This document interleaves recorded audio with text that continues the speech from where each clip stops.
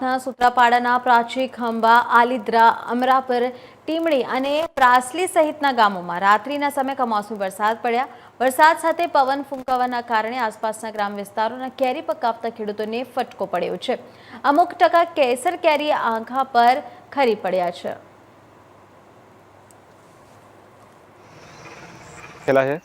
તમે જોઈ રહ્યા છો કે આજે કમોસમી અણધાર્યો વરસાદ આવ્યો છે તો કેસર કેરીનો પાક તેની તૈયારી પર જ હતો અને ત્યારે ખેડૂતને એવી પણ આશા હતી કે આ વખતે કેરીનું ઉત્પાદન ઓછું છે તો ભાવ પણ મળશે, પણ કમોસમી વરસાદને કારણે હવે ખેડૂતોને ભાવમાં પણ ફટકો પડશે અને જે પાક હાથમાં આવ્યો હતો એ પણ જવાની ભીતિ છે।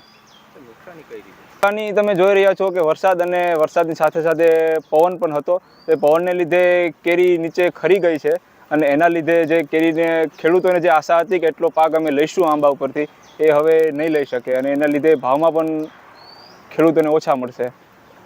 તો તમે જોઈ રહ્યા તો અત્યારે ઉનાળામાં મગ છે, અડદ છે, બાજરો છે, તલ છે, એવા જે પાસોતરા પાકો છે એ જે અત્યારે પાક ઉપર આવી ગયા છે એને પણ નુકસાનની ભીતિ છે।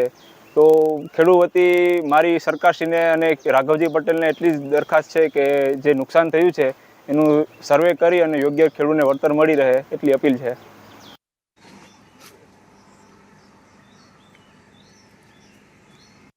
ના